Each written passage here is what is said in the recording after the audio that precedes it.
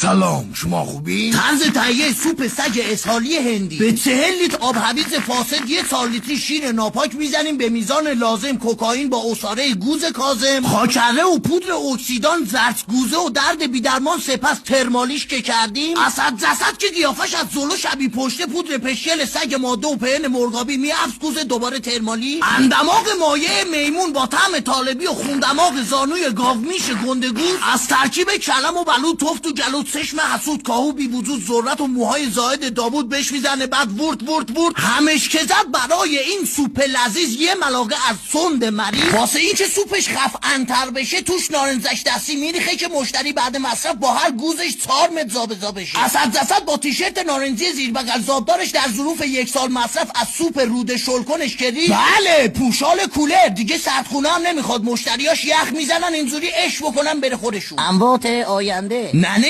اسد 20 ساری میگوه میزنه، با دست بهش گوه میزنه. گوگوش میگو فروش رو دیش ماهواره با میگوهاش یاست و که گرفت با کفگیر تنظیمش میکنه رو یوبوست. چشه داداش به کسی چیزی نگیدا، چون اسد دیشب تو خواب شاشیده، الان ننش حال احساسات ابرازات نداره، منو بگیره با دندون زر میده. شاید فکر کنید الان اونجا بوی عطر غذا پیچیده. نه خیر، این پرفیوز غذا درست کردنی انگار انداغ میکنه. اونجا الان بو فاضلاب میاد. لا خاش بری بمبئی، سگ بخورد بمبئی، زر بخوری بمبئی،